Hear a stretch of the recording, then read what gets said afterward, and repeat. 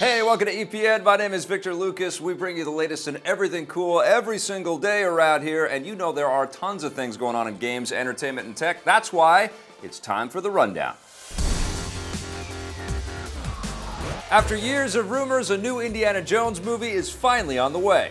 Disney has officially announced that the long-awaited fifth Indiana Jones movie will hit theaters on July 19, 2019, with Harrison Ford back in the iconic role and Steven Spielberg returning as director.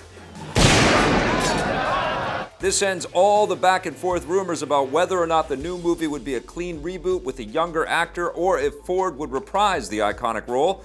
Disney picked up the rights to Indiana Jones when it bought Lucasfilm in 2012, but until now they were mostly focused on new Star Wars movies. Lucasfilm president Kathleen Kennedy, who produced the previous Indy films, is also producing the new one, along with her partner and fellow Indy veteran Frank Marshall.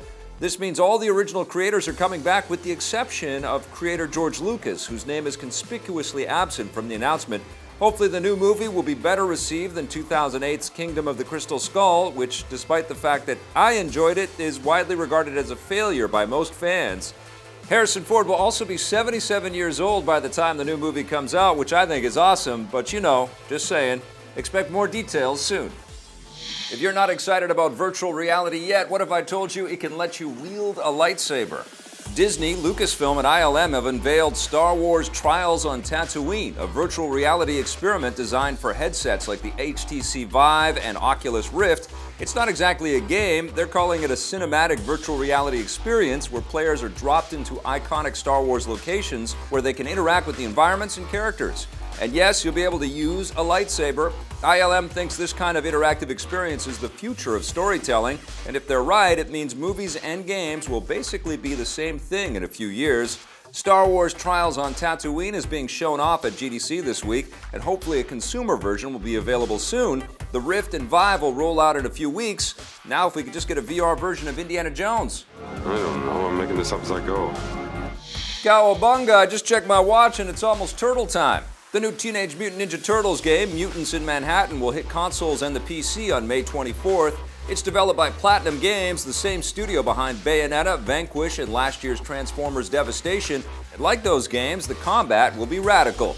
Since there are 4 turtles, there is a strong emphasis on team combos, and there will also be online co-op support for up to 4 players. I'll bet there are going to be some intense arguments about who gets to play as Raphael.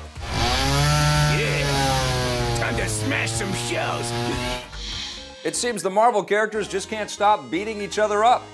The all-new Marvel Battlegrounds playset is now available for Disney Infinity 3.0. Developed by Vancouver-based United Front Games, it introduces a new 4-player arena mode where players can fight each other in brawler-style combat.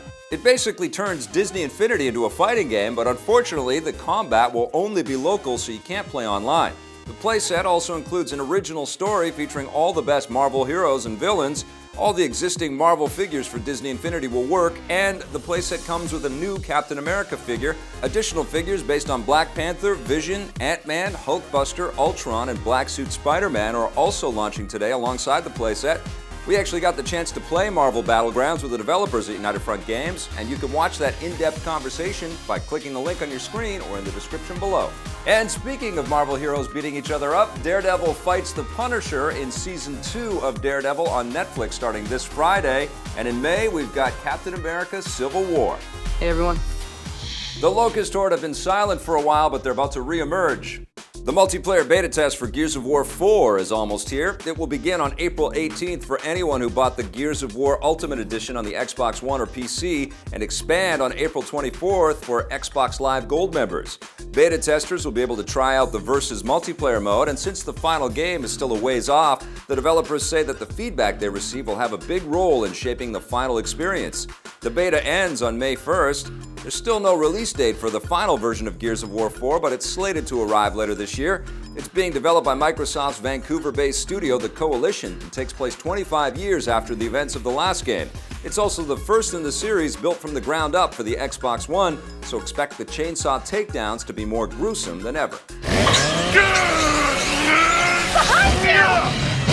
That's a good note to end on. We'll be back with a brand new rundown tomorrow. Thanks for watching.